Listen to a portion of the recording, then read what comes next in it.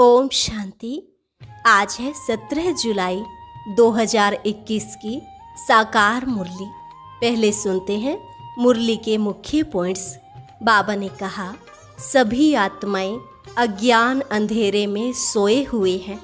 तुम भी पहले सोए हुए थे, अब तुमको बाप ने जगाया है, अर्थात ज्ञान का तीसरा नेत्र खोला है। बाप आए हैं तुम शिव शक्ति माताओं द्वारा पावन दुनिया का उद्घाटन कराने और पतित दुनिया का विनाश कराने। करण करावनहार शिव बाबा ही है। फिर बाबा ने कहा, तुम बच्चों को विनाश से पहले सतो प्रधान जरूर बनना है। एक बाप की याद से ही पावन बनेंगे और इस सृष्टि चक्र को समझने से चक्रवर्ती राजा बन जाएंगे।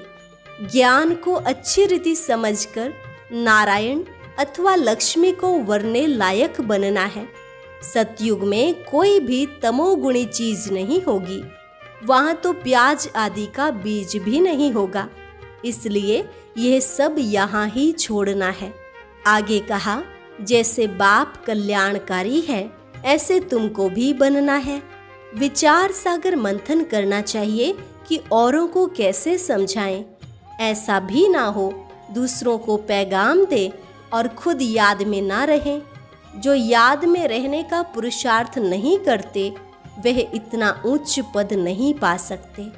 और लास्ट में बाबा ने कहा, बच्चे सुख धाम चलना है तो पवित्र जरूर बनो। बस मुझे याद करो, कोई कृपा आदि नहीं मांगो। बाप तो सदा मदद करते ही हैं, तुमको पुरुषार्थ करना है। बाप जो डायरेक्शन देते हैं यही उनकी आशीर्वाद कृपा है। अब सुनते हैं महावाक्यों को विस्तार से। ओम शांति। मुरली का सार। मीठे बच्चे, ज्ञान सागर बाप तुम्हें ज्ञान का तीसरा नेत्र देने आए हैं, जिससे आत्मा की ज्योति जग जाती है।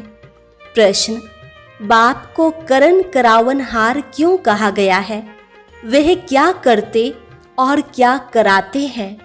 उत्तर, बाबा कहते, मैं तुम बच्चों को मुरली सुनाने का कार्य करता हूँ। मुरली सुनाता, मंत्र देता, तुम्हें लायक बनाता और फिर तुम्हारे द्वारा स्वर्ग का उद्घाटन कराता हूँ। तुम पैगंबर बन सबको पैगाम देते हो। मैं तुम बच्चों को डायरेक्शन देता, यही मेरी कृपा व आशीर्वाद है। गीत, कौन आज आया सवेरे सवेरे। ओम शांति। बच्चों ने गीत सुना।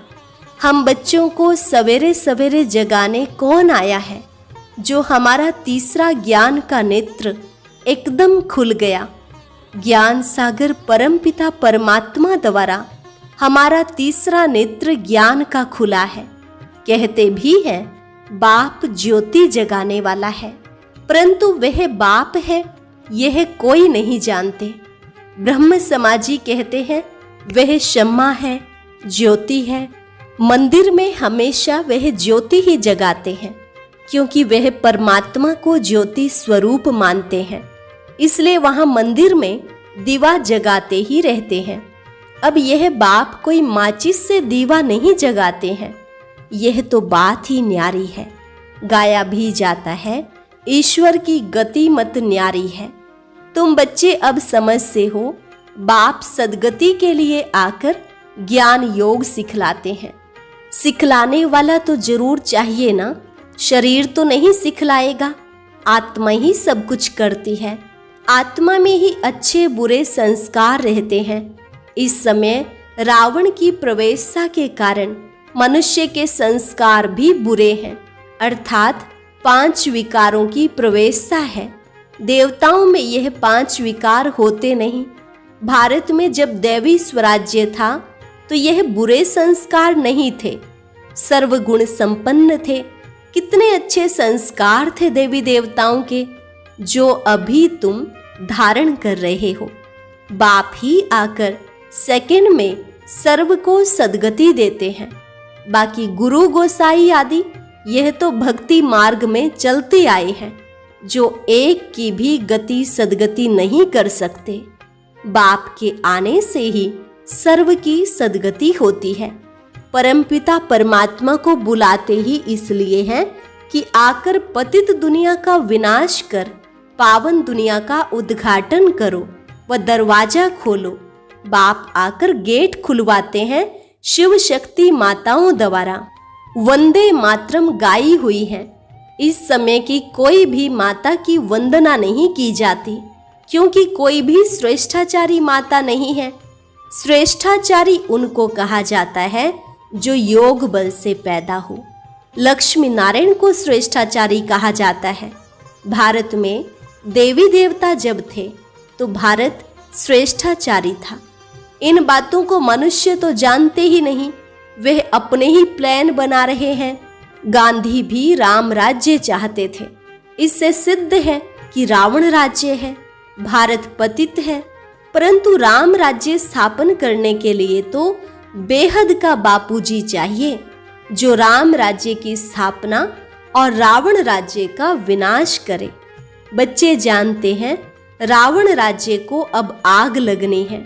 सभी आत्माएं अज्ञान अंधेरे में सोए हुए हैं। तुम जानते हो हम भी सोए हुए थे, बाप ने आकर जगाया है। भक्ति की रात पूरी हुई, दिन शुरू होता है। रात पूरी हो, अब दिन हो रहा है। बाप संगम पर आया हुआ है। बच्चों को दिव्य दृष्टि और ज्ञान का तीसरा नेत्र देते हैं, जिससे तुम सारे विश्व को जान चुके हो। तुम्हारी बुद्धि में बैठा हुआ है कि यह बना बनाया अविनाशी ड्रामा है जो फिरता ही रहता है। अभी तुम कितना जाग गए हो। सारी दुनिया सोई हुई है। अभी तुम बच्चों को सारे विश्व के आदि मध्य अंत, मूल वतन, सूक्ष्म वतन, स्थूल वतन का पता है। बाकी सारी दुनिया कुंभकर्ण की अज्ञान नींद में सोई हुई है। यह किसको पता नहीं कि पतित पावन कौन है। पुकारते हैं हे पतित पावन आओ। यह नहीं कहते कि आकर सृष्टि के आदि मध्य अंत का राज समझाओ। बाप कहते हैं तुम इस सृष्टि चक्र को समझने से ही चक्रवर्ती राजा बनते हो, याद से ही पावन बनते हो। यह भी जानते हो विनाश सामने खड़ा है, लड़ाई भी होनी है। बाकी कौरवों पांडवों की लड़ाई नहीं हुई। पांडव कौन थे यह भी किसको पता नहीं। सेना आदि की कोई बात ही नहीं। तुम्हारी तरफ है साक्षात पारलौकिक परमपिता। उस बाप से ही वर्षा मिलता है। तुम जान गए हो कृष्ण की आत्मा 84 लाख भोग अब फिर बाप से वर्षा ले रही है। वर्ल्ड की हिस्ट्री ज्योग्राफी रिपीट होती है। अब तुम बच्चों को विनाश के पहले सतो प्रधान जरूर बनना है। गृहस्थ व्यवहार में रहते कमल फूल समान पवित्र रहना है।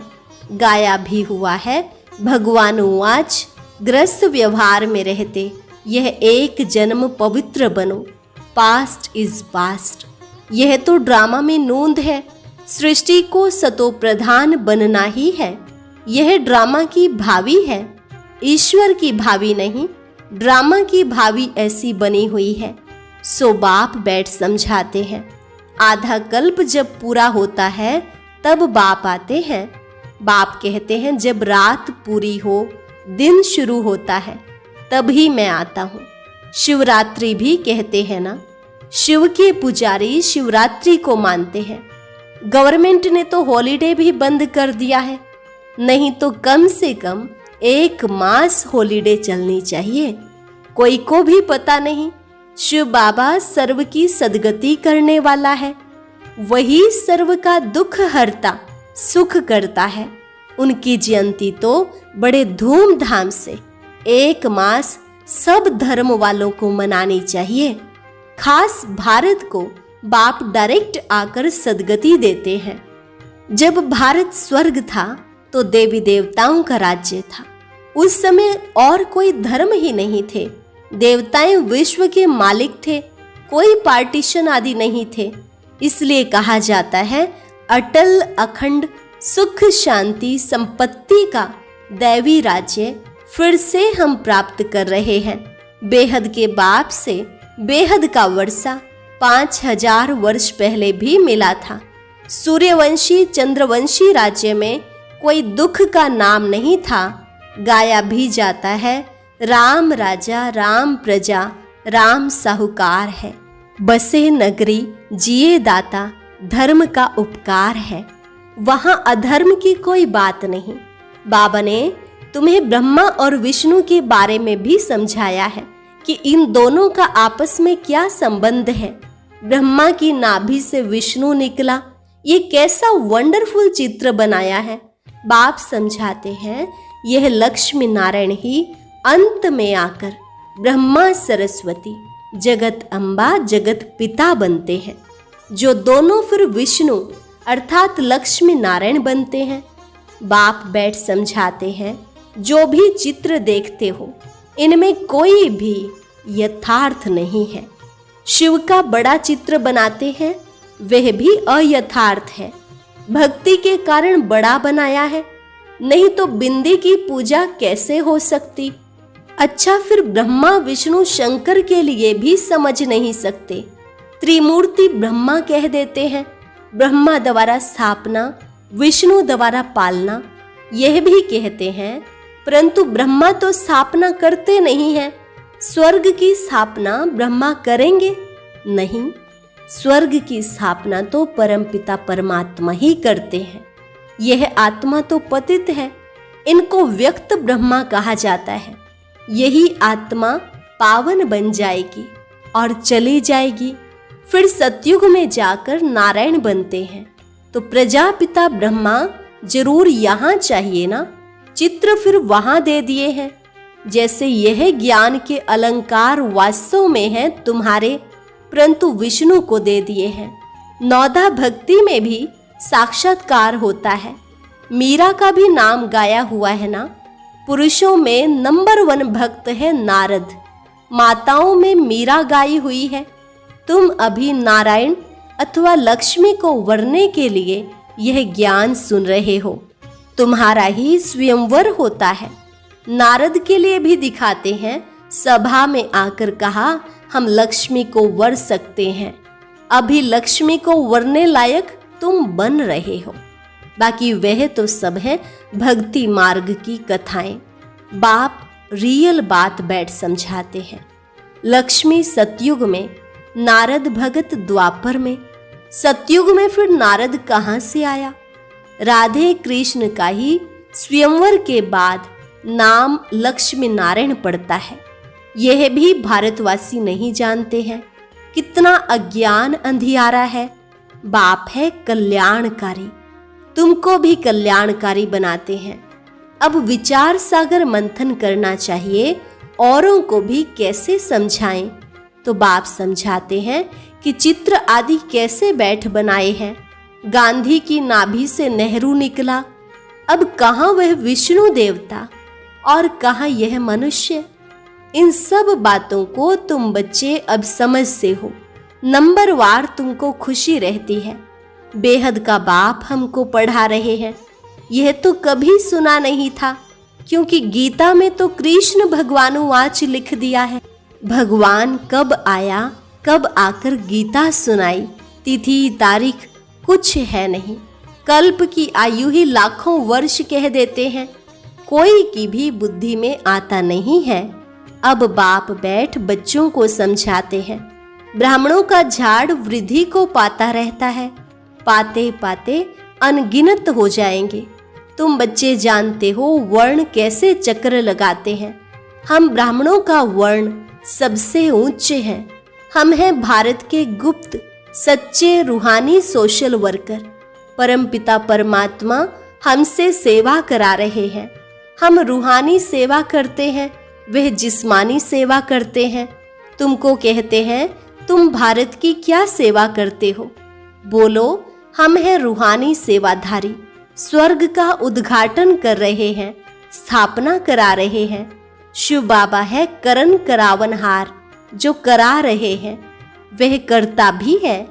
मुरली कौन चलाता है? तो कर्म करता है। तुमको भी सिखलाते हैं कि ऐसे चलाओ। महामंत्र देते हैं मन मना भव। कर्म सिखलाया ना, फिर तुमको कहते हैं औरों को सिखलाओ। इसलिए करन करावनहार कहा जाता है। तुम बच्चे भी यही शिक्षा देते हो, बाप को याद करो और वर्षे को याद करो। यही तुम बच्चों को पैगाम पहुंचाना है। ऐसे नहीं दूसरे को पैगाम दे और खुद याद में ना रहे, फिर क्या होगा? दूसरे पुरुषार्थ कर उच्च चढ़ जाएंगे, मैसेज देने वाले रह जाएंगे। याद का पुरुषार्थ न करने से इतना उच्च पद नहीं पाते हैं। दूसरे याद की यात्रा से पावन बन जाते हैं।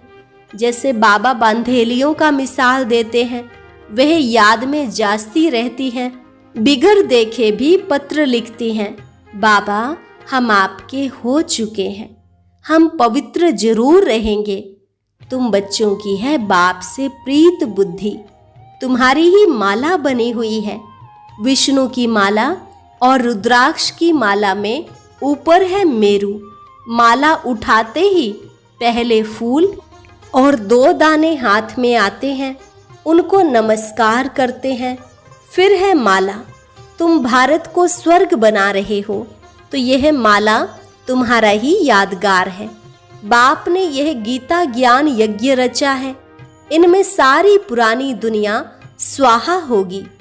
बाप है मोस्ट बिलवेड फादर, तुमको भविष्य के लिए सदा सुख का वर्षा देते हैं। 21 जन्म के लिए जिन्होंने कल्प पहले वर्षा लिया है वह जरूर आएंगे। ड्रामा प्लान अनुसार बाप कहते हैं, बच्चे सुख धाम चलना है तो पवित्र बनना है।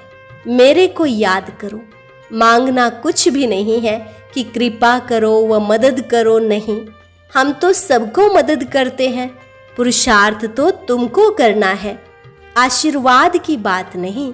बाप कहते हैं मामे कम याद करो। याद करना तुम्हारा काम है, डायरेक्शन देना यही कृपा है।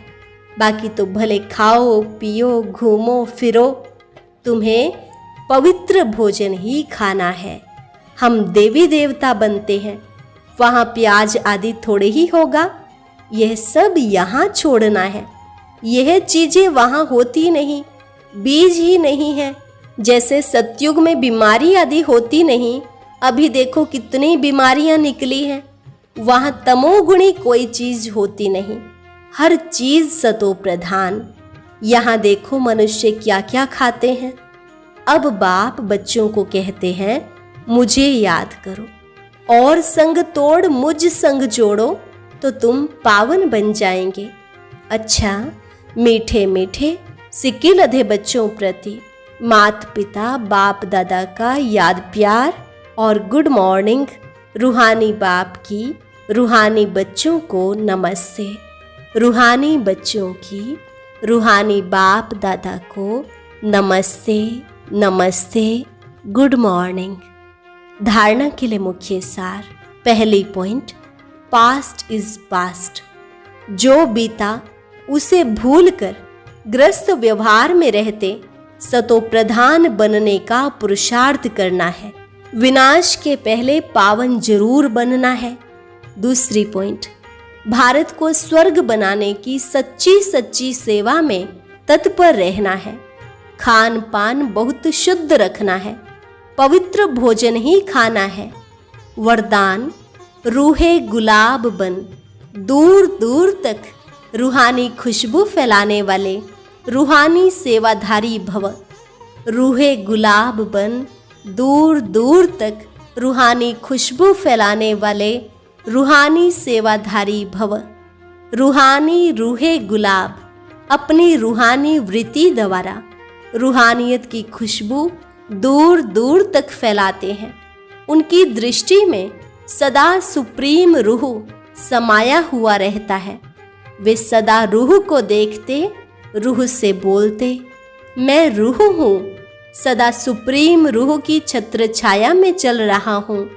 मुझ रूह का करावनहार सुप्रीम रूह है। ऐसे हर सेकंड हुजूर को हाजिर अनुभव करने वाले सदा रूहानी खुशबू में अविनाशी और एक रस रहते हैं। यही है रूहानी सेवाधारी की नंबर 1 विशेषता।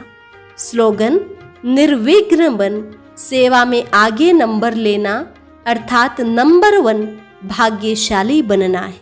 निर्विघ्न बन, सेवा में आगे नंबर लेना अर्थात नंबर 1 भाग्यशाली बनना।